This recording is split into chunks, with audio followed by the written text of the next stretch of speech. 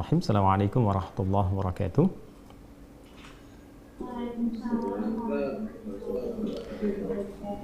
Alhamdulillah, wassalatu wassalamu ala rasulillah wa ala alihi wa sahbihi wa man walah wa ba'd. Allahu akbar, Allahu akbar, Allahu akbar, Allahu akbar kabira, walhamdulillahi katsira, wa subhanallahi bukratan wa asila. La ilaha illallah, wallahu akbar, walillahil hamd. Jamaah sekalian, keluargaku yang seluruhnya tanpa kecuali dari manapun yang terhubung lewat Zoom ini, semoga Allah Subhanahu wa taala memberkahi kita, memuliakan kita dan menerima seluruh amal ibadah yang telah kita tunaikan sampai dengan detik ini. Baiklah, kita akan coba urutkan supaya lebih tertib, lebih terukur dan lebih sistematis pembahasan kita. Saya akan bagi kepada 3 bagian yang penting. Saya harapkan Bapak Ibu, keluarga sekalian bisa menyimak dengan fokus karena waktu kita akan sangat terbatas sekali dan ini akan menentukan bukan sekedar benarnya cara kita untuk berkorban di tahun ini, tapi juga yang paling penting adalah keberhasilan. Nah, ini, jadi ada benar, ada keberhasilan. Itu 2 hal yang berbeda dalam penunaian ibadah. Ada orang yang benar salatnya secara rukun, ya rukunnya benar, terpenuhi syaratnya, kan? Dan terangkat kewajibannya, mendapatkan pahala insya Allah dengan kadar keikhlasannya, tapi belum tentu ia paham yang dibaca, belum tentu ia mengerti apa yang dilakukan, sehingga setiap hikmah dari bacaan dan gerakan itu karena tidak dipahami, tidak bisa diimplementasikan dalam kehidupan. Nah itu artinya benar sholatnya tapi tidak berhasil mendapatkan hikmah, sehingga hal-hal yang bisa diraih saat di dunia ini sebagai dampak dari ibadah sholat itu tidak optimal. Demikian pada ibadah korban juga.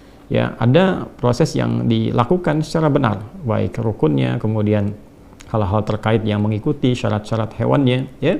Namun ada hikmah yang besar yang penting kita ketahui, yang juga menentukan sebatas apa yang bisa kita dapatkan dari keberhasilan ibadah dimaksud. Baik, teman-teman sekalian, Bapak dan Ibu, saya ingin runtutkan dulu pada puncak nanti apa yang disebut dengan korban.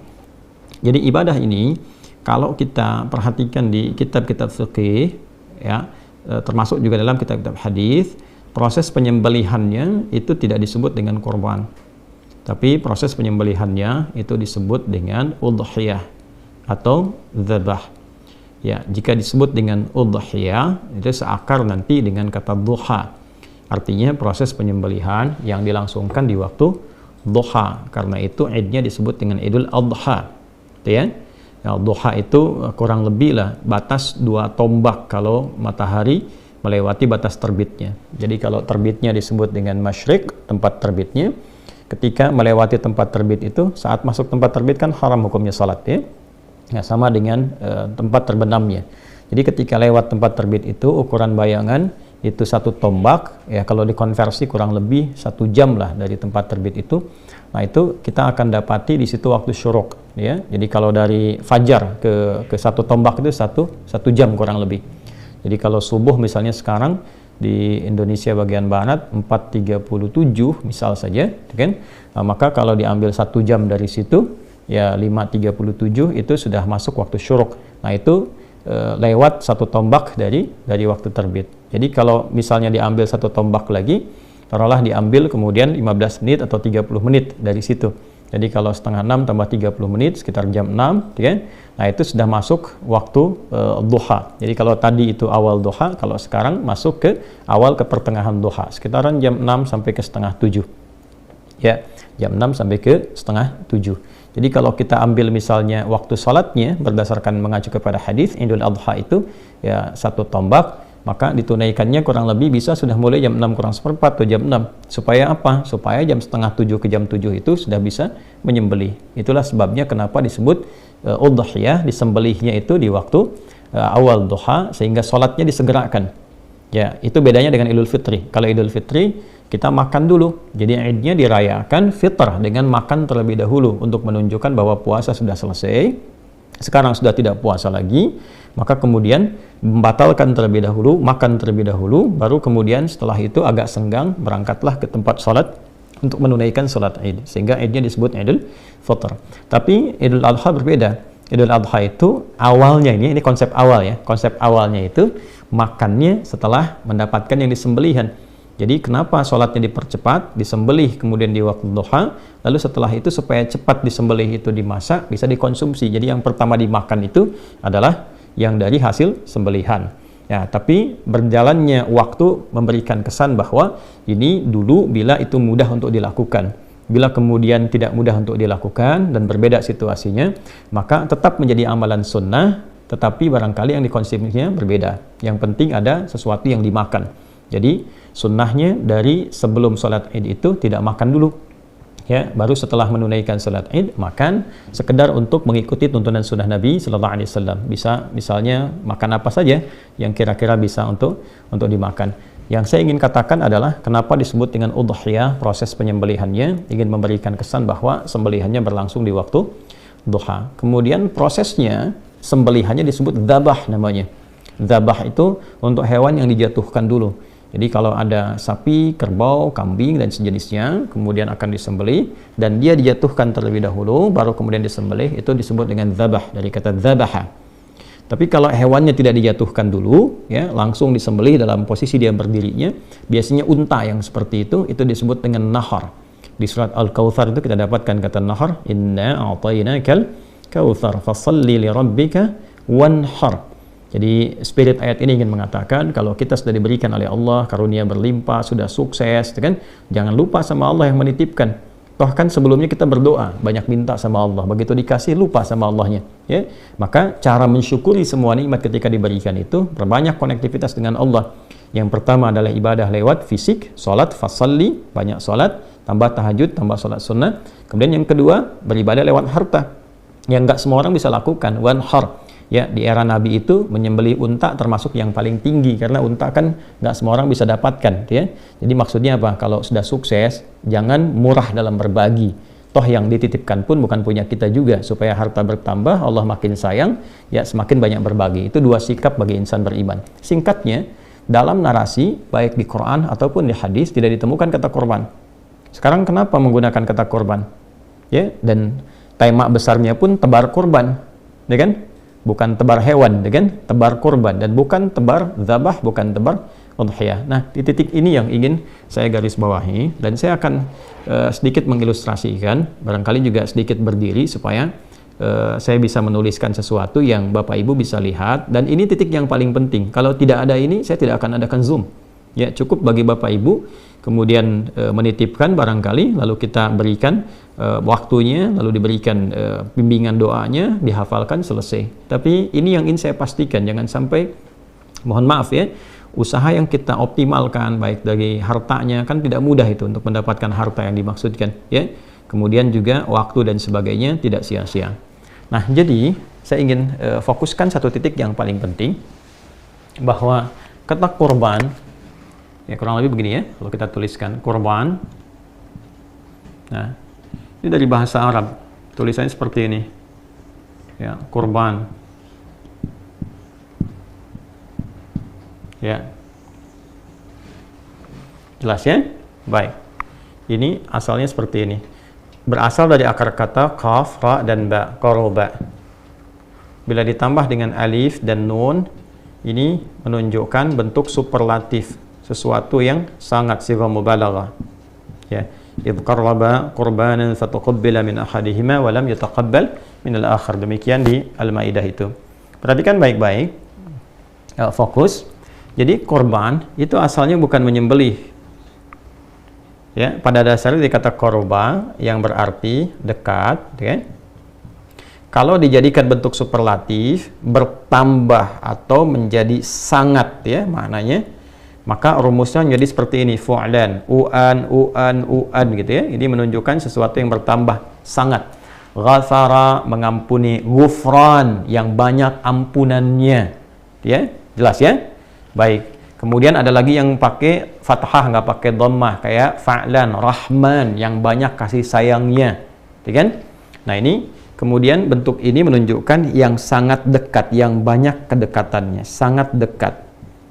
Nah, jadi ibadah kurban ini bila dikerjakan dengan benar, goalnya itu adalah membangun kedekatan yang lebih dengan Allah Subhanahu wa taala. Jadi orang yang mampu melakukan ibadah yang dimaksudkan, Maka ciri kesuksesan utamanya itu bukan berapa banyak, berapa besar, ya, berapa berat hewan yang kemudian disembelih, tapi bagaimana ia bisa mengambil hikmah dari proses itu sehingga bisa membangun kedekatan lebih antara dirinya dengan Allah Subhanahu wa taala. Bahasa paling simpelnya adalah pasca ibadah ini dirinya menjadi semakin dekat dengan Allah. Nah, ukuran kedekatan itu kan nanti ada dua. Ya, yang pertama bertambah ibadah ritualnya sebagai bentuk ketawakalannya kepada Allah, konektivitasnya kepada Allah. Salatnya semakin bertambah, gitu kan? Bacaan Qur'annya semakin rajin, ya. Kemudian turunan-turunan yang kira-kira menghubungkan kita dengan Allah Subhanahu wa taala. Dan yang kedua adalah hablu minan nas. Jadi hablu minallah tadi yang pertama. Yang kedua hablu minan nas. Ya, bertambah baik dengan sesamanya, di keluarganya, hubungan dengan tetangga, kerabatnya dan sebagainya. Itu ukuran spesifiknya. Sehingga orang-orang yang punya kedekatan lebih dengan Allah Subhanahu wa taala, dua sisi ini pasti akan terlihat baik dalam menjalani kehidupannya. Ini gambaran pokoknya. Nah, sekarang pelajaran besarnya adalah bagaimana proses ibadah, sekarang kan sedang ibadah, yang sedang kita tempuh ini, ya Bapak dan Ibu sekalian, bisa menghasilkan satu goal, satu capaian yang tadi telah kita harapkan. Nah, karena itulah kemudian Nabi SAW memberikan langsung petunjuk yang detail sekali dari persiapan di hari pertama, hari kedua, hari ketiga, sampai menjelang hewan itu disembelih. Baik ya? Baik, sekarang kita akan ambil kepada aspek pokok langsungnya dulu ya. Dari sejak Bapak Ibu melakukan akad nih, ya, akad untuk menyembelih atau ikut dalam proses ibadah kurban ini. Jadi akad itu dilangsungkan dengan menyampaikan uangnya, terus terjadi kemudian hewannya diikat untuk disembelih. Diikat itu maksudnya lewat akad. Ini hewan terikat akan disembelih atas nama Bapak Ibu sekalian. Maka dari proses itu terjadi, mulailah muncul kemudian bimbingan dari Nabi Sallallahu Alaihi Wasallam sampai ke hari ini, sampai hewan disembelih nanti ya, bukan sampai tanggal 10, ingat, sampai hewannya disembelih. Nah, apa itu? Termaktub dalam hadis Sahih Muslim, nomor hadis 1977. Kita coba cek dulu ya. Ini ada Sahih Muslim, saya bisa bacakan, tapi barangkali untuk menguatkan pada Bapak Ibu sekalian, kita bisa cek paling kanan di pertengahan nomor hadis 1977. Coba kita cek. Nah, ini dia. Jadi ya, nanti kalau punya kitabnya silahkan dicek. Kitab Sahih Muslim nomor hadis 1977 ya, di subtopik yang ketujuh. Babu nahyi man dakhala alaihi ashru dzulhijjah wa huwa yuridu at-tadhhiyah an ya'khudha min sya'rihi aw adfarihi syai'a. Ya, bab petunjuk pedoman bagi orang yang telah memasuki 10 hari pertama bulan Dzulhijjah, kemudian ia menginginkan atau berminat untuk menyembelih hewan kurban, ikut program ya di situ. Ya, maka sepanjang ia sudah berakad itu, sudah siap itu, ya dia dianjurkan untuk tidak memotong atau mencukur baik semua rambut yang melekat pada tubuhnya ataupun kuku yang melekat pada tubuhnya. Saya sampaikan hadisnya. Saya langsung cepat saja kepada rawi yang terakhir, yaitu keluarga terdekat Nabi Sallallahu Alaihi Wasallam. Ini A1, yang Ummi Salamah radhiyallahu taala anha, dari Ummi Salamah radhiyallahu taala anha, anna Nabi Sallallahu Alaihi Wasallam qala, beliau menyampaikan, Nabi Sallallahu Alaihi Wasallam bersabda, idza dakhalatil ashru wa arada ahadukum an yudhhiya fala yamassa min sya'rihi wa basharihi syai'a. Qila li Sufyan fa inna ba'dahum la yarfa'uhu qala lakinni arfa'uhu. Ya, secara singkat, jika telah masuk 10 hari pertama bulan Dzulhijjah, ya di tanggal 1 sampai dengan tanggal 10 nanti, wa arada ahadukum an yudhhiya, dan ada di antara kita yang sudah berniat, berencana gitu kan untuk mengikuti proses penyembelihan dalam arti ikut ibadah kurban seperti yang kita istilahkan, fala yamassa min sya'rihi wa basharihi syai'a, maka Nabi menganjurkan, ini sunnah ya, hukumnya sunnah yang sangat ditekankan, sunnah muakkadah, untuk tidak menyentuh, maksudnya tidak mensyukur kan seluruh rambut yang melekat pada tubuhnya, kemudian juga dan tidak memotong kukunya ya. Ini gambaran yang pertama. Nah, saya ingin sampaikan begini, jadi ada sunnah yang pertama, dianjurkan sampai hewan kurbannya disembelih. Nah, hewan kurban disembelih sekali lagi untuk semua program yang melekat bagi kita semua, insya Allah hewan kurbannya ya, disembelihnya di hari Kamis ya, sesuai dengan jadwal. Bila ada perubahan sesuai dengan daerahnya, itu akan diinfokan segera, tapi insya Allah tidak ada yang disembelih besok Ya, sekalipun menunaikan sholatnya misalnya ada yang besok tapi disembelihnya pada hari keesokan harinya untuk menyiapkan lebih mudah lagi gitu ya, supaya juga diinfokannya bisa serentakkan kurban itu luas, bisa hari ke-10, 11, 12, 13. Jadi kalau ada kesibukan di hari saat menunaikan sholat, maka keesokan harinya itu bisa lebih lapang. Nah kemudian, jadi sampai hari disembelih itu, begitu diinfokan hewan bapak ibu disembelih, sampai ke titik itu jangan dulu potong kuku ya, termasuk rambut yang melekat di tubuh ya, bukan bulu. Kalau bulu itu ayam, unggas ya, sapi ya, itu bulu. Kalau di manusia itu rambut ya, jadi tidak dipotong dulu. Kuku juga jangan dulu dipotong dulu ya, ini jangan dulu dipotong. Kemudian yang melekat di tubuh jangan dipotong dulu sampai nanti hewan korbannya itu disembelih. Pertanyaannya kenapa? Ini poinnya. Kenapa? Karena nanti ada juga penafsiran lain yang dimaksudkan hewannya. Tapi kalau saya lebih cenderung kepada orangnya, bukan hewan. Saya ulang ya. Ada yang menafsirkan juga hewannya. Saya sangat menghormati untuk penafsiran itu. Tentu juga ada pertimbangan dan alasan. Tapi saya lebih condong kepada orangnya, bukan hewannya. Karena kalau kita teruskan bacaan hadisnya sampai dengan ke bawah, itu akan ditemukan kisah. Ya, ini ada kisahnya di bintang 3 di bawah nih ya. Kalau kita bacakan di sini kita akan dapati keterangan qala kunna, dikata Hasan al-Laythi, kunna fil hammam qabila al-adha fattala fihi nasun faqala ba'du ahli al-hammam inna Sa'id bin al-Musayyab yaqra hadha aw yanha anhu falaqitu Sa'id bin al-Musayyab fadhakartu dhalika lahu faqala ya ibn akhi hadha hadithan qad nusiya wa turika. Ya kan? Ini ada kisah dari Hasan al-Laythi bahwa di era beliau itu menjelang Idul Adha, menjelang disembelih itu, teman-temannya sudah pada pergi ya, ke kamar mandi umum, kemudian ada yang sudah bersih-bersih ya, ada yang mengecat rambut, ada yang cukur-cukur dan sebagainya, padahal hewannya belum disembelih. Maka diadukanlah kepada sahabat Sa'id bin al-Musayyab peristiwa itu, yang mengetahui betul tentang hadis Nabi dimaksud, dikonsultasikan ini benar enggak gitu, yang dimaksudkan apakah orangnya atau hewannya atau bagaimana. Maka komen beliau menyampaikan bahwa hadza haditsun qad nusiya atau riwayatan qad turika. Ini tidak tepat ya, ada hadis yang banyak dilupakan. Artinya apa? Yang dimaksud jangan dipotong dulu ya. Jadi ini asbabul wurud yang terkait juga dengan hadis dimaksud. Pertanyaannya kenapa?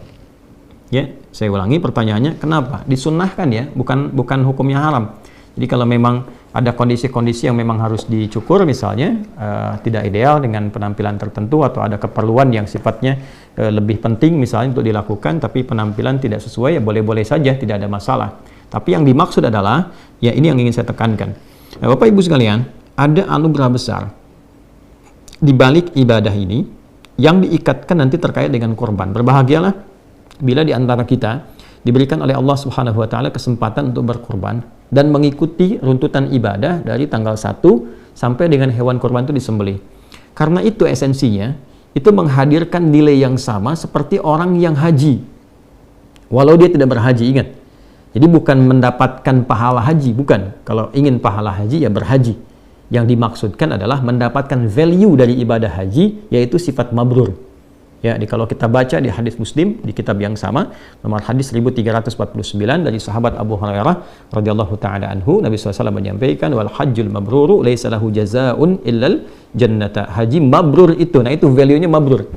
Ya, mabrur itu bukan makbul. Kalau makbul diterima. Nah, ukuran diterimanya itu apa? Ada value-nya namanya mabrur. Nah, value yang dikerjakan oleh orang haji ini itu bisa diraih ya oleh orang yang tidak haji. Tapi bukan berarti mendapat pahala haji, ingat ya. Berbeda antara pahala dengan value-nya, dengan nilainya. Dan itu tinggi di hadapan Allah. Jadi kalau sama-sama dapat itu, dapat apa nih? Kalau di sana laisa lahu jazaa'un illal jannah, yang di sini dapat apa? Ya.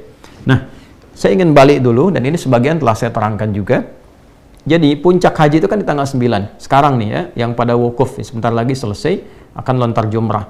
Nah, untuk menuju tanggal 9 itu Allah meminta kepada mereka semua untuk menunaikan dan memperkuat ibadah, disebut dengan takwa. Itu ada di Quran surah kedua Al-Baqarah ayat 197. Wa tazawwadu fa inna khairaz zadit taqwa. Orang-orang yang sudah bersiap menunaikan haji, dia sudah miqat, sudah nunggu untuk puncak Arafah itu, maka kata Allah perbanyak ibadah. Perbanyak ibadah, perbanyak ibadah. Supaya apa? Supaya ketika masuk ke tanggal 9 puncaknya sudah ada koneksi yang kuat ya. Sehingga mudah, mau doa mudah, mau istighfar mudah gitu kan. kemudian mau minta kebaikan-kebaikan mudah. Kalau sebelum tanggal 9 banyak kemana-mana, nggak banyak ibadah, banyaknya belanja, nanti begitu dia wukuf kosong keadaan hatinya. Nah, orang yang tidak menunaikan haji itu mendapatkan porsi isyarat yang sama dari Nabi supaya memperbanyak ibadah ya di awal-awal bulan Dzulhijjah ini. Dari mana taunya? Kita temukan misalnya di Al-Bukhari nomor hadis 969 dari Ibnu Abbas radhiyallahu taala anhuma. Nabi SAW menyampaikan, "Ma min ayyam al-'amalu salihu fiha ahabbu au fihinna ahabbu ila Allah min hadhil ayyam al-'ashr." Tidak ada satupun perjalanan hari ya saat seseorang menunaikan amal saleh itu naik status amal salehnya dicintai oleh Allah, yaitu 10 hari pertama di bulan Dzulhijjah. Jadi ketika orang yang haji itu perbanyak ibadah, orang yang tidak haji pun, kita ini maksudnya di sini ya, itu diminta oleh Nabi sama lakukan ibadah juga. Ya, tingkatkan sholat, latihan banyak puasa, kemudian berusaha banyak Quran, berusaha banyak baca Quran atau interaksi atau berzikir, gitu kan? Untuk apa? Untuk puncak tanggal 9. Jadi di sana tanggal 9, di sini tanggal 9. Ini poinnya. Nah, di tanggal 9 itu ada apa? Kalau yang di sana wukuf, di sini puasa. Jadi kalau kita ambil yang di sana wukuf, di sini puasa. Puasanya kita bisa lihat misalnya di hadis riwayat At-Tirmidzi nomor hadis 749 ya, dari Nabi sallallahu alaihi wasallam, beliau menyampaikan, siyamu yaumi arafah anni ahtasibu 'ala Allahi ay yukaffira sanata allati ba'daha wa sanata allati qablaha. Ini poinnya penting sekali nih Bu ya, Bapak, teman-teman sekalian. Jadi kata Nabi, puasa yang ditunaikan di hari ke-9 itu pada momen Arafah. Jadi yang di sana momentumnya, yang di sini itu harinya, hari dalam arti waktu. Jadi maksudnya apa? Waktunya tanggal 9, boleh jadi ada yang sama, boleh jadi ada yang berbeda. Tapi kalau masuk di waktu itu, lakukan seperti orang yang wukuf amalannya. Ya, maksudnya apa? Kalau di sana hanya sekedar wukuf, wukuf kan berdoa, minta ampun, beristighfar, muhasabah diri. Di sini pun bukan sekedar nahan lapar dan haus, tapi ikut muhasabah juga. Ya, ikut minta ampun kepada Allah. Jadi bukan puasa biasa. Ya, biasanya kalau saya suka melihat kapan di sana wukuf tuh jam berapa ya, saya suka ukur tuh. Jadi saya ukur biasanya jam 5 ya, setengah 6 menjelang maghrib waktu Indonesia, kan bedanya 4 jam. Jadi kalau 4 jam ditarik ke sana itu masuk zuhur. Jadi biasanya sudah masuk waktunya khutbah. Jadi begitu sholat sudah semuanya duduk. Nah di sini biasanya saya suka merenung, duduk menghadap ke arah kiblat, kemudian bermuhasabah. Yang dimaksudkan kita puasa tanggal 9 ya, kemudian diisi dengan amalan-amalan seperti orang wukuf. Tapi yang wukuf itu yang di sana, bukan kita di sini. Ya, tapi amalannya bisa kita lakukan serupa. Dalam arti apa? Dalam arti muhasabah, introspeksi diri. Jadi tanggal 9 itu bukan sekedar nahan lapar, haus, tapi banyakin istighfar, banyak minta ampun kepada Allah, berdoa dalam kebaikan. Itu kesan Nabi-nya. Nah, orang-orang yang mampu melakukan itu, ya, maka apa yang terjadi sekalipun dia tidak haji? Kata Nabi sallallahu alaihi wasallam, "Anni ahtasibu 'ala Allah." Aku sangat berharap, bermohon kepada Allah diberikan satu bonus tuh ya. Ya, pahala dapat dia, tapi apa yang bonus yang Nabi maksudkan di sini? Ayyukaffira sanatal lati ba'daha wa sanatal lati qablaha. Supaya Allah menjaga dia dari perbuatan-perbuatan maksiat setahun ke depan dan menggugurkan dosa-dosanya minimal setahun ke belakang. Ini menarik nih, ya. Jadi kalau berhasil tuh ibadah puasa yang di tanggal 9 itu, dan dia bermuhasabah, minimal kan kita mereview dosa apa yang pernah kita lakukan kan, minta ampunan sama Allah, diingat-ingat hubungan dengan Allah, hubungan dengan makhluk. Itu begitu minta ampun tanggal 9 itu spesial. Makanya para ulama itu sangat meng-highlight sekali ya, di awal Dzulhijjah itu 9 itu spesial. Kalau bisa sekalipun nggak puasa, tetap kita memperbanyak doa di situ. Misalnya ada di kalangan perempuan akhwat yang sedang haid misalnya, tiba masa haidnya, walaupun tidak menunaikan puasa di dalamnya, tidak terhalang untuk berdoa. Perbanyak doa, perbanyak minta ampun, perbanyak istighfar di situ. Itu potensinya mahal sekali, dan yang menyampaikan Nabi. Kan kita ini dinilai dengan iman kita. Ya, awas jangan bertanya bisa begitu, tidak. Ini perkara iman. Karena itu kita beriman, kita meyakini apa yang disampaikan Nabi, maka manfaatkan. Ini semua ulama itu kalau dalam tanda petik ya, kalau sudah dekat tuh sering teriak-teriak. Dalam tanda petik, teriak tuh maksudnya kencang mengingatkan. Jangan sampai luput. Jangan sampai luput. Kalau luput nunggu tahun depan. Gitu ya. Maka betul-betul optimalkan. Nah, di titik ini ketika kita memohon, maka turun ampunan Allah. Dosa-dosa yang lampau berpeluang diampuni. Ciri diampuni itu apa? Ciri diampuni, hilang kan kotornya, maka muncul baiknya. Nah, kalau benar dia seperti itu, dia akan dijaga oleh Allah sampai setahun ke depan tuh jadi orang baik. Lisannya baik, pandangannya baik, pendengarannya baik. Nah, Kebaikan yang muncul setelah yang buruk hilang itu disebut birrun namanya. Birrun. Kalau melekat pada pelakunya disebut mabrur. Kenapa disebut haji mabrur? Karena haji yang dikerjakan dengan benar itu mampu mengentaskan sifat-sifat buruknya dan mentransformasikan, merubah dia jadi lebih baik. Sehingga disebut hajjul mabrur, hajinya, ya, bukan orangnya. Kalau hajinya berhasil, itu yang dimaksudkan Nabi itu. Kalau berhasil melekat pada orang, maka sifatnya mabrur. Nah, orang-orang yang tidak haji, tadi saya katakan, value dari mabrur itu bisa dia dapatkan. Dengan cara apa?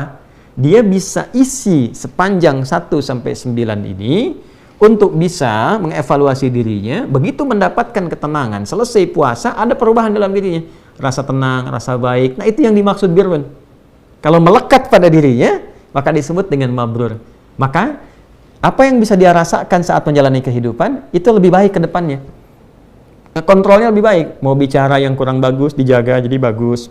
Memandang yang baik. Itu yang dimaksud hadis Nabi tadi, terjaga dari dosa sampai setahun ke depan. Ya, sampai ketemu lagi. Ya, ketemu lagi, Dzulhijjah lagi. Tiap tahun dijaga sampai dia meninggal, insyaallah husnul khatimah. Ya, husnul khatimah. Nah, yang paling menarik hubungan dengan penyembelihan apa? Kalau selesai wukuf yang haji tanggal 9, itu kan bergerak tuh, ya, ke Masy'aril Haram atau dikenal dengan Muzdalifah. Ya kan? Dia berzikir kan, Quran surah ke-2 ayat 198, ya kan? Nah, laisa 'alaikum junahun an tabtaghu fadlan min rabbikum fa idza afadtum min arafatin fadhkurullaha 'indal Masy'aril Haram. Maka teman-teman yang di sana akan bergerak nanti, ya, ke arah Muzdalifah, kemudian di situ berzikir sampai menunggu nanti menjelang ke fajar. Cari batu kan? Ya. Lalu setelah itu ke Jamarat, ya. Melontar, yang dilontar itu Aqabah tuh, yang besarnya, ya, bukan yang wusta, bukan yang ula. Saya cepat saja kalau Bapak Ibu teman-teman dapatkan buku yang saya tentang umrah, ya, kalau ikut program umrah tuh ada buku yang kita berikan, yang saya tulis langsung itu. Jadi kami jelaskan betul kenapa Aqabah, kenapa disebut wusta, kenapa ula, kenapa urutannya begitu gitu ya. Secara singkatnya begini, kalau Aqabah itu gambaran diri kita, wusta itu lingkaran dekat, ula itu faktor terjauh, lingkaran luar. Ya, yang terjauhnya. Jadi kadang-kadang yang membuat diri kita itu kurang baik, kurang dekat dengan Allah, yang pertama adalah ketidakmampuan mengontrol diri sendiri. Nafsu, Aqabah itu gambaran dari nafsu. Jadi kalau marah itu bukan karena faktor luar pada umumnya, tapi lebih karena ketidakmampuan mengontrol emosi di dalam. Nah, kalau ini baik, kadang-kadang sudah baik nih, tapi mendapatkan lingkaran sekitar yang dekat yang kurang bagus. Ya, misalnya tetangga, misalnya sikap kurang baik, atau bergaul dengan teman-teman dekat kurang bagus, ya. Atau teman-teman dekat bagus, di keluarga bagus, tapi ditempatkan di tempat kerja, ketemu teman jauh, kena pengaruh yang kurang bagus. Yang dekat itu disebut dengan wusta, lingkaran sekitaran, ula itu yang terjauh. Walal akhiratu khairul laka minal ula. Aqabah itu pribadi. Karena itu, dari Muzdalifah, yang dilontar itu bukan yang wusta, bukan yang ula, tapi yang Aqabah. Dan perhatikan kalimatnya, Bismillahi Allahu Akbar. Bismillahi Allahu Akbar. Bismillahi Allahu Akbar sampai 7 kali. Setelah itu menghadap ke arah Ka'bah, ya, ke Masjidil Haram, lalu berdoa, ya kan? Inni wajjahtu wajhiya lilladzi fataras samawati wal arda hanifan muslima wa ma ana minal musyrikin. Inna salati wa nusuki wa mahyaya wa mamati lillahi rabbil alamin. La syarika lahu bidzalika umirtu wa ana minal muslimin. Baik. Perhatikan baik-baik. Begitu dilontar, lontaran itu dimohonkan dengan doa untuk menggugurkan sifat buruk yang ada dalam diri. Menggugurkan keburukan yang ada dalam nafsu. Baik ya? Ini kuncinya dulu satu ya. Jadi begitu dilontar, diharapkan kan sifat buruk itu di nafsu, lawannya takwa. Ya, nafsu itu nama lainnya fujur. Fujur itu lawannya takwa. Di Quran surah ke-91 ya, ayat 8. Fa'alhamaha fujuraha wa taqwaha. Ya kan? Jadi kalau di takwa ada jujur, di sini ada dusta. Kalau di sini ada sabar, di sini ada amarah gitu. Nah, ini yang direndam. Begitu dilontar ini naik. Nah, sifat takwa itu sifat dasar malaikat. Nafsu itu sifat hewan. Makanya disebut manusia makhluk hewani, hayawanun natik, hewan yang bisa bicara, tapi punya sifat takwa. Kalau hewan nggak ada takwanya, ya malaikat nggak ada nafsunya. Di malaikat benar terus, Quran surat 66 ayat ke-6, hewan itu punya potensi salah terus. Ya? Nah, itu sifat hewani. Yang tidak haji, maka disimbolkan dengan syariat penyembelihan hewan. Yang di sana lontar. Jelas ya? Maka yang di sini menyembelih, hakikatnya bukan hewannya. Hakikatnya itu saat menyembelih itu adalah ya menggugurkan sifat-sifat hewani yang dominan sehingga menutup peluang-peluang sifat takwa yang baik yang seharusnya muncul.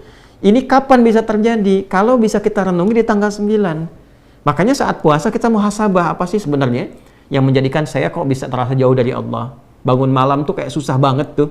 Mau baca Quran susah gitu kan. Mau zikir kok keras lisannya. Kenapa? Padahal tahu kita mau meninggal, tahu pengen husnul khatimah, tahu pengen menghadap Allah. Kok bekalnya seakan sulit dilakukan? Introspeksi diri. Apa yang menyebabkan itu? Ya, jangan-jangan terlalu ya condong ke urusan dunia, sibuk dengan macam-macam sehingga lupa dengan ibadah. Ya, sibuk dengan fisik, sibuk dengan pikiran. Kan ada intelektual, ada fisikal, ada spiritual. Orang kalau terlalu sibuk dengan intelektualnya, rupa makanan untuk rohnya, kaku untuk ibadahnya. Ya, pun demikian, kenapa dengan orang-orang sekitaran misalnya kurang baik, kenapa dengan keluarga tidak baik, dievaluasi sampai kita menemukan itu. Maka kita bertekad dari dalam diri kita. Kalau kita mengandalkan orang kan susah kan? Tapi kalau kita bisa dalam diri kita benahi, maka untuk datang ke masjid, untuk ibadah, untuk sholat itu lebih mudah. Ya, untuk mengatakan sesuatu yang baik itu lebih mudah sepanjang kita lebih bisa membuka hati. Ya, kan take off itu kalau tenaganya kuat bisa terbang sendiri kan. Ya, makanya apa yang harus dilakukan? Ketika yang di sana melontar, di sini menyembelih. Dan tidak semua orang bisa memiliki ya sesuatu untuk disembelih. Jadi berbahagialah ketika kita diberikan kesempatan oleh Allah untuk bisa menyembelih, dalam arti untuk menunaikan ibadah ini, itu mahal. Itu mahal sekali hikmahnya.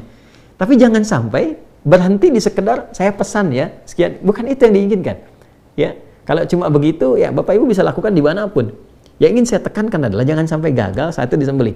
Jadi sampai ketiba waktu penyembelihan itu, walaupun sudah misalnya lewat nih tanggal 9 misalnya, lewat tetap renungkan, isi dengan takbir, isi dengan tasbih, lihat sekitaran, evaluasi dengan kerabat terdekat, sehingga hasilnya nanti bisa dirasakan pasca hewan itu disembelih. Begitu hewan disembelih, perhatikan baik-baik ya, baik saya, Anda, kita menyembelih secara langsung atau diwakilkan oleh orang lain yang menyembelih dan waktunya disampaikan. Tapi kalimatnya sama ketika disembelih. Bismillahirrahmanirrahim. Satu. Ya kan? Coba lihat, yang di sana lontar Bismillahirrahmanirrahim, di sini Bismillahirrahmanirrahim dan menghadap ke kiblat. Setelah itu, ini yang sering lupa. Setelah itu selesai disembelih, segera menghadap ke kiblat, membacakan doa. Dan ini doanya sunnah.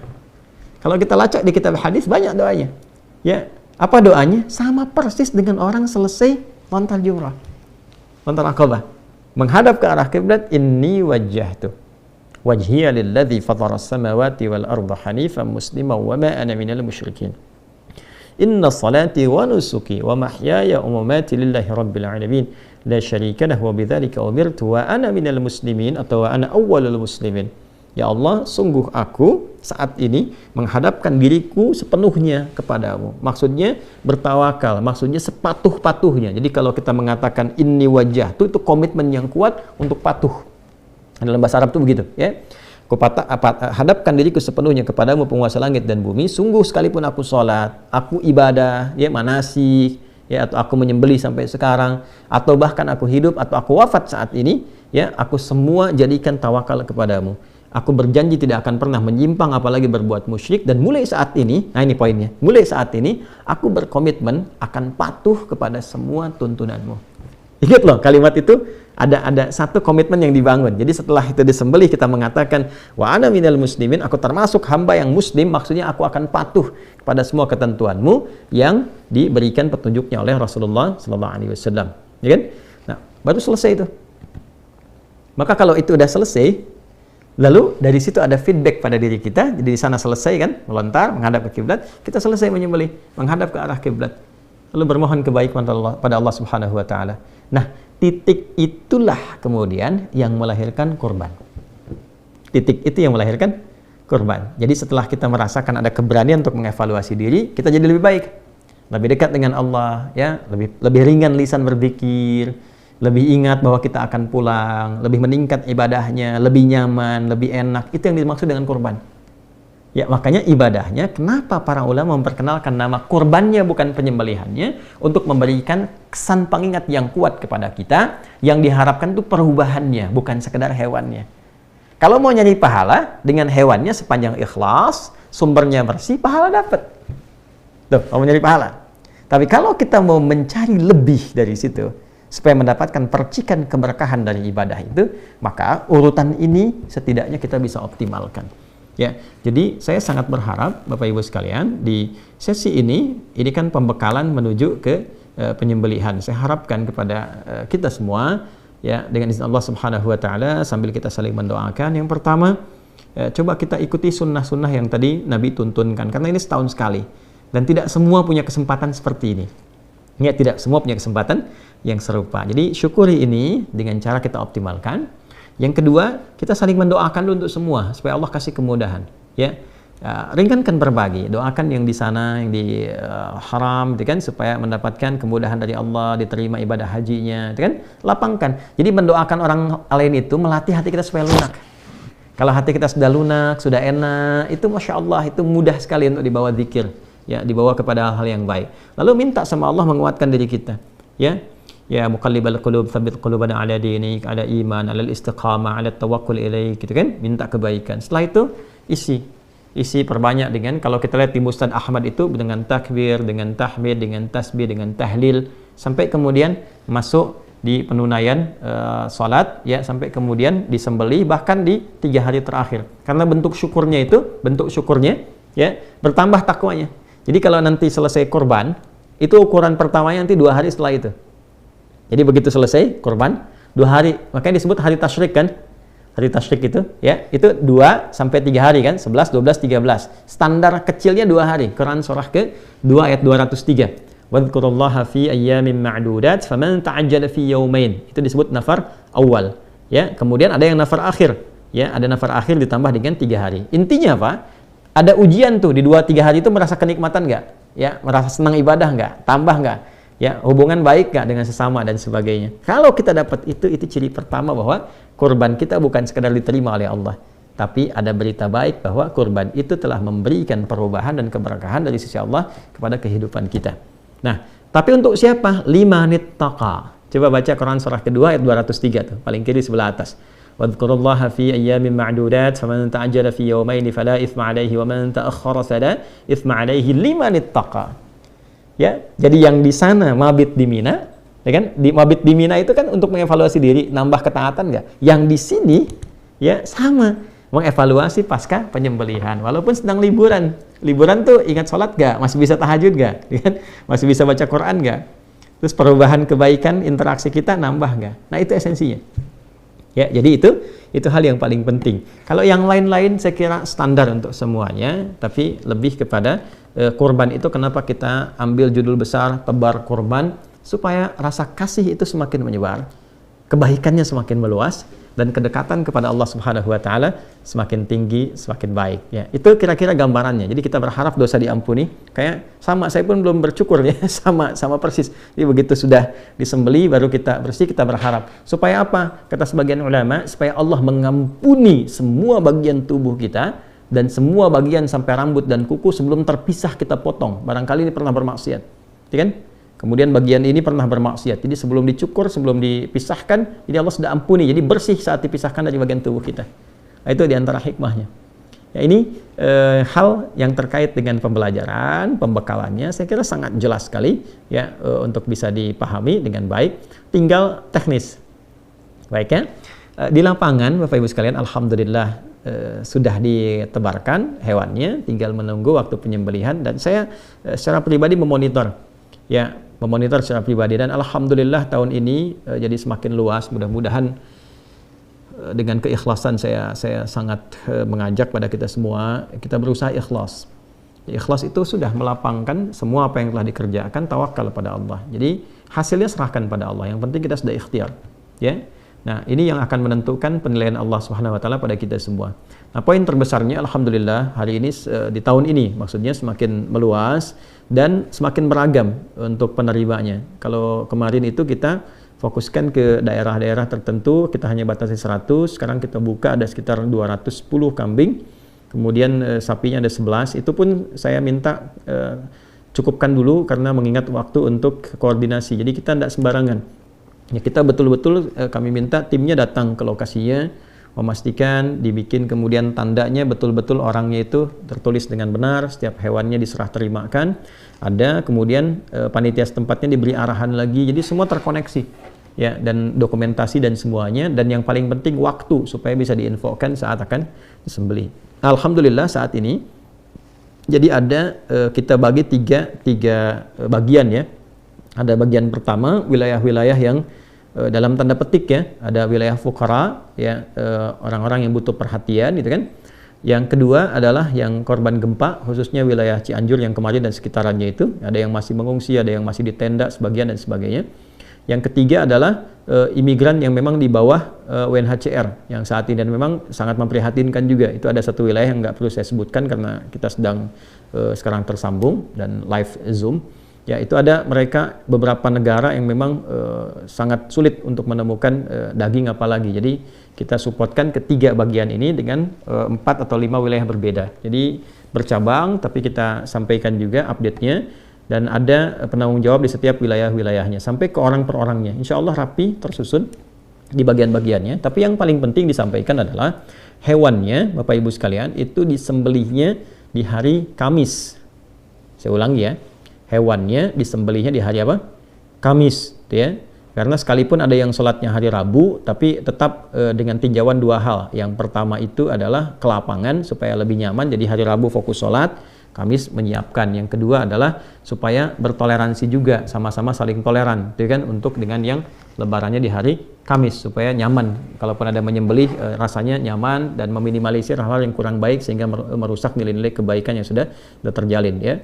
Jadi itu hari Kamis, tapi ada kemungkinan satu daerah ya itu ada 2 sapi tapi atas nama perorangan yang kemungkinan dilakukannya itu di hari Jumat. Satu daerah saja di daerah Menes 2 sapi itu ya, daerah perkampungan, dan di situ Masya Allah itu bisa menjangkau luas sekali, berapa mungkin ratus atau mungkin ribu orang yang ada di situ ya. Karena mereka akan sholatnya di daerah itu di hari Kamis, kemudian terbiasa di daerahnya menyembelih sehari setelahnya ya. Dan itu Masya Allah nanti kalau jadi menariknya begini, di daerah itu belajar dari tahun kemarin itu kalau sudah siap disembelih nanti semua guyub, semua seberapa kampung, jadi satu daerah itu berapa kampung datang tuh 2-3 dusun. Jadi nanti mereka makan sama-sama pakai alas pisang dan sebagainya. Jadi mereka sudah sembelih, mereka doakan sahibul korbannya, lalu makan sama-sama kampung itu. Ya, Masya Allah. Jadi ada yang dibawa pulang, ada yang makan di situ, barang-barang ke semuanya. Lalu setelah makan mereka mendoakan orang yang berkurban dan sebagainya. Itu luar biasa. Yang penting diketahui waktunya. Jadi kalau nanti sudah diketahui waktunya kapan, ya, dan diinformasikan, mungkin nanti ada yang tersambung juga, ya, pada saat itu. Nah, ibu bapak langsung bisa melakukan seperti tadi yang saya sampaikan, ya.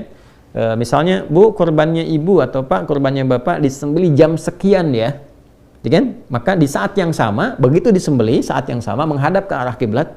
Saya ulang ya, menghadap ke arah kiblat, Anda mengatakan inni wajjahtu wajhiya lilladzi fataras samawati wal arda hanifan musliman wa ma ana minal musyrikin. Inna salati wa nusuki wa mahyaya wa mamati lillahi rabbil alamin la syarika lahu wa bidzalika umirtu wa ana minal muslimin. Bacakan ini. Kalau biasa yang iftitahnya pakai yang wajah tu ya, ini tinggal tambahkan inni wajah tu, itu lebih mudah sampai ujungnya. Setelah itu ya, silahkan berdoa menghadap ke arah kiblat, singkat aja berdoa. Ya, minta diampuni dosa, minta dilancarkan rezeki, minta oleh Allah diberikan sisa hidup yang baik, diwafatkan dalam keadaan husnul khatimah. Minta itu. Saya mohon sebesar-besarnya, minta ya, jangan dianggap ringan ya. Mohon minta. Sekali lagi, mohon minta. Itu setahun sekali tuh. Ya. Sekalipun Anda misalnya sekarang yang Zoom-nya ada yang hanya dibuka, dengar apa, tapi mohon untuk yang satu ini tolong minta ya. Jadi tanya kepada panitia di lapangan, yang saya hari apa, jam berapa. Jelas ya? Baik, setelah itu silahkan potong kuku. Ya, kalau ada yang laki-laki misalnya mau cukur kumis atau apa, dirapikan, persilahkan. Silahkan sambil potong itu juga ya, minta ampunan pada Allah Subhanahu wa taala. Misalnya Allahumma gfirli atau rabbighfirli ya, boleh. Kalau mau dilekatkan dengan orang tua silahkan rabbighfirli wali walidayya warhamhuma kama rabbayani shaghira, boleh sambil potong. Ya. Ya, saya mau ajarin sedikit ya cara potong kuku nih di sunnahnya. Jadi kalau mau potong kuku, ini sunnah ya, sekalipun tidak di hari-hari awal Idul Adha, misalnya di hari Jumat, untuk laki-laki dan perempuan. Ini mulainya tangan kanan, yang ini, yang jari telunjuk dulu. Saya ulang ya, kalau mau potong kuku dari sini, yang tangan kanan, jari telunjuk, ini sunnahnya. Sudah? Kemudian setelah itu baru diurut kelingking, yang ini, Ya, jari manis ya. Yang lain asin. Yang ini kelingking, lalu jari ini apa manis namanya. Kemudian ini jari tengah, lalu jempol. Saya ulang ya, telunjuk dulu yang ini. Lalu kelingking, ini jari manis, jari tengah, ke jempol. Lalu pindah ke sini. Sama urutannya. Ini dulu, yang telunjuk dulu. Ya, nanti ada yang versinya jempol, kemudian baru kelingking ke sini, ada yang sama persis telunjuk, kelingking ke sini baru kemudian jempol. Intinya mulai yang kanan telunjuk dulu. Ini kayak sederhana ya. Kayak sederhana sekali. Sederhana. Ya, jangan tapi ini nilainya mahal sekali. Yang pertama, kalau dibiasakan begini, ini ikut sunnah Nabi sallallahu alaihi wasallam, dan ada pahalanya. Yang kedua dampaknya, tangan ini terjaga dalam kebaikan. Ya, nanti sisi lain kalau belajar tentang, kan di kita itu belajar lengkap. Ada tentang bab kepala, ada bab telinga, bab mata, bab lisan, sampai ke jari, sampai ke kelingking, sampai ke semua. Ini ada babnya sendiri. Dan itu ada petunjuknya, baik di ayat ataupun di hadis. Ada. Ya, dan ini akan bicara di hari kiamat nanti. Kalau kita baca Yasin kan, kalau biasa baca Yasin malam Jumat, ayat Al-Kahf ya. Al-yauma nakhtimu ala afwahim fatukallimuna aydihim. Nah, aydihim itu yang mana? Yang ini. Ya, karena ini yang sering dipakai. Kalau bikin status kan pakai ini kan, bukan pakai ini. Ya kan? Pakai ini kan. Nah, ini yang makanya di dunia pun fingerprint yang bicara. Ya, sidik jari yang bicara. Nah, ini nanti ada kaitan dengan itu. Jadi, gambaran kalau mau potong kuku. Jadi, silahkan begitu sudah diketahui waktunya, ya, Bapak Ibu nanti akan dihubungi panitia atau silahkan bertanya. Ya, kan karena kita ada kan call center juga, semua datanya sudah urut, ya. Sekali lagi, alhamdulillah hewan-hewan terdistribusikan hari ini, kecuali satu wilayah untuk yang imigran itu besok baru nyampe di wilayahnya. Insya Allah setelah sampai keesokan harinya, jadi semua hari Kamis semua akan disembelih, kecuali tadi yang kemungkinan ada 2 sapi atas nama siapa yang kemungkinan mungkin di hari Jumat, ya. Jadi silahkan nanti menghadap ke arah kiblat, doanya tadi sudah saya sampaikan, lalu potong kuku seperti yang saya utarakan tadi caranya. Setelah itu selesai, tinggal perbanyak takbir, ya, lalu diisi dengan tasbih, tahmid, tahlil di 2 hari pasca itu sampai mendapatkan ketenangan. Jadi bukan berapa banyaknya, tapi baca sampai hati kita tersentuh, merasakan kenikmatan lewat itu sehingga terjadi perubahan. Nah, itu yang dimaksud kurban. Ya, karena itu kami buka programnya kurban, bukan penyembelihan. Ya, kan semua mudah-mudahan berhasil. Ya, saya kira itu Bapak Ibu sekalian, semoga semua dirahmati oleh Allah Subhanahu wa taala. Semoga dilancarkan dan dimudahkan. Ya, selebihnya silahkan nanti tersambung dengan panitia teknis di lapangan yang memudahkan segala hal terkait dengan pedoman yang kita bahas bersama itu bisa lancar dan baik. Dan terakhir sebelum saya tutup, bagi yang hewan kurbannya ditujukan dalam niatnya untuk orang lain, ya, baik itu misalnya orang yang telah meninggal atau kerabat, ya, atau juga kemudian misalnya untuk keluarga, maka tidak ada bedanya. Jadi setelah kemudian diinfokan menghadap ke arah kiblat, inni wajjahtu, sampai dengan wa ana minal muslimin atau wa ana awwalul muslimin. Setelah itu berdoalah untuk orang yang diniatkan sesuai dengan hewannya itu. Kalau ayahnya telah meninggal, ya Allah ampuni ayahku, berikan cahaya di dalam kuburnya, berikan tambahan rahmat, ya, atau untuk ibu atau untuk keluarga besar, berdoa untuk keluarga keseluruhannya, ya. Itu catatan terakhirnya.